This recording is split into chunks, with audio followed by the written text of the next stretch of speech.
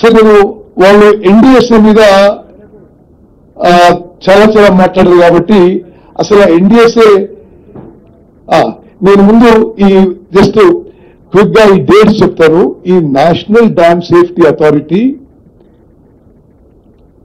Was constituted by the parliament of India as a result of the national dam safety act.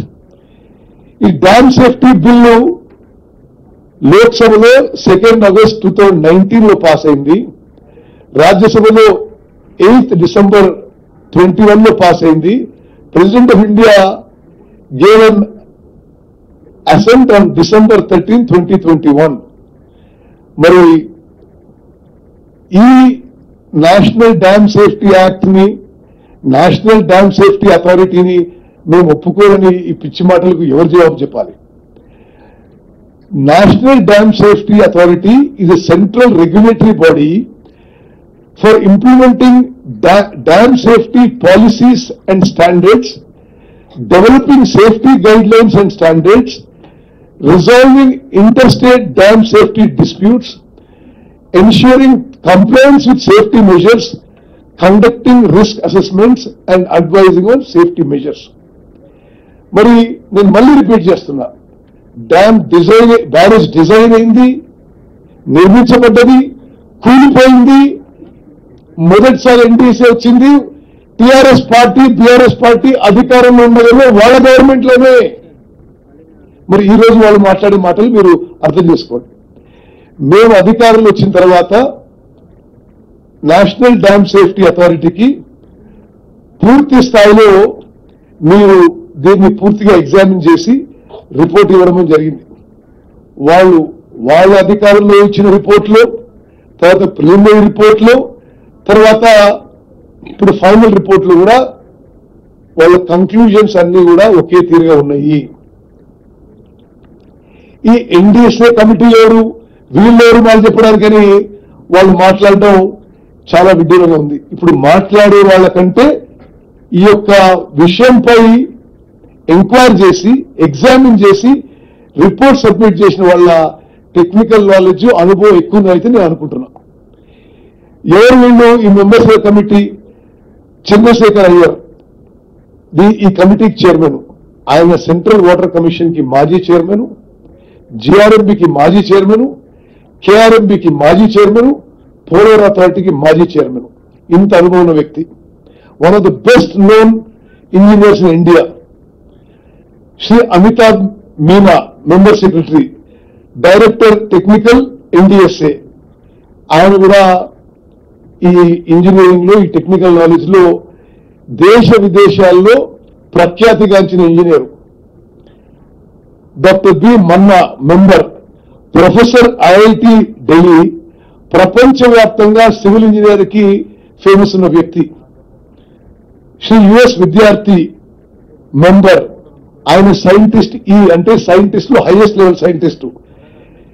ఇక్కడ central soil and material research station New Delhi. అంటే భారతదేశంలో ఏ dam కట్టినా, ఏ barrage కట్టినా, ఏ tunnel కట్టినా, ఏ పెద్ద project కట్టినా, ఏ ప్రెస్టీజియస్ ప్రాజెక్ట్ చేపట్టినా the central soil and material research station వాళ్ళు ఈ సాయిల్ మెటీరియల్స్ విషయంలో ఆ టెస్టింగ్ చేసేవాళ్ళు, వాళ్ళ అభిప్రాయం ఇచ్చేవాళ్ళు వాళ్ళు. అదేవిధంగా శ్రీ రాహుల్ కుమార్ సింగ్, మెంబర్. ఆయన డైరెక్టర్ గేట్స్, అంటే ఈ డ్యామ్లకి, బ్యారేజ్లకి, గేట్స్ లో దేశంలోనే expert. Doctor RG Patil, member ఈ కమిటీకి, additional director, central water and power station, power research station, Pune. ఈయన కూడా ఆయన ఫీల్డ్ లో చాలా ఫేమస్ పర్సన్.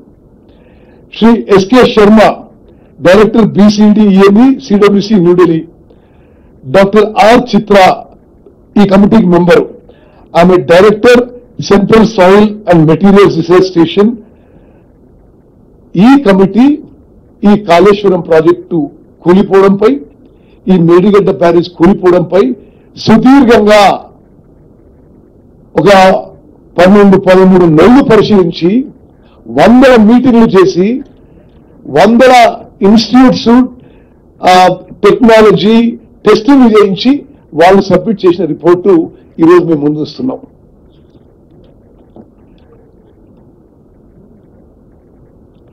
ఇప్పుడు ఈ మేడిగడ్డ బ్యారేజ్ విషయంలో ఆ సేలియన్ ఫీచర్స్ మీ అందరికి తెలిసినవే. 100 మీటర్ల మీద కట్టారు. చాలా స్పష్టంగా మరి అది ఆ లొకేషన్ విషయంలో, ఆ హైట్ విషయంలో, ఆ ఆలోచన విషయంలో మరి భారతదేశంలో ఎంతమంది నిపుణులు ఉంటే అంతమంది తప్పు పెట్టారు. ఇది పూర్తిగా ఒక గ్రాస్ ఎర్రర్, మిస్టేక్ అని చెప్పడం, స్పష్టంగా చెప్పడం జరిగింది. 21 అక్టోబర్ 2023 మేడిగడ్డ బ్యారేజ్ కూలింది. ఎవరు ఆ రోజు ముఖ్యమంత్రి? కల్వకుంట్ల చంద్రశేఖరరావు. ఎవరి ప్రభుత్వం? బీఆర్ఎస్ ప్రభుత్వం. ఆ తర్వాత 25 అక్టోబర్కి national dam safety authority team వచ్చి అది విజిట్ చేయడం జరిగింది. ఎవరెప్పుడు అధికారంలో ఉన్నారు? బీఆర్ఎస్ ప్రభుత్వం. ఎవరు ముఖ్యమంత్రి? కల్వకుంట్ల చంద్రశేఖరరావు గారు. మరి 1 November NDSA has communicated the reasons for the sinking of the piers of Medigadda barrage to then Telangana government. అప్పుడు మేము అధికారంలో లేవు. వాళ్ళు ఉన్నప్పుడే వాళ్ళు రిపోర్ట్ సబ్మిట్ చేయడం జరిగింది. ఇది ఏమేమి తప్పులు జరిగినాయో ఆ నిర్మాణంలో స్పష్టంగా ఈ రోజు అని చెప్పిండ్రో ఆ రోజు అని చెప్పిన వాళ్ళు. ఆ తర్వాత సరే మేము వాళ్ళని ఫార్మల్ గా రిక్వెస్ట్ చేసిన తర్వాత ఒక ఎక్స్పర్ట్స్ కమిటీ వేసి ఈ విషయంలో మొత్తం కూడా సుదీర్ఘంగా వాళ్ళు ఇన్వెస్టిగేషన్ చేయడం జరిగింది. ఇప్పుడు అలా ఎంత డ్యామేజ్ జరిగిందో ఒకసారి మీరు ఈ ఫోటోలు చూస్తే తెలుస్తుంది. అసలు పూర్తిగా కుప్పకూలిపోయే పరిస్థితి.